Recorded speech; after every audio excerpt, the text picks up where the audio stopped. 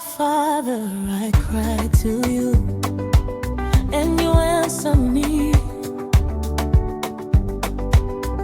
I look to you, and you have never let me down. In my weakness, you hold me close. In my waiting, you remind me who you are.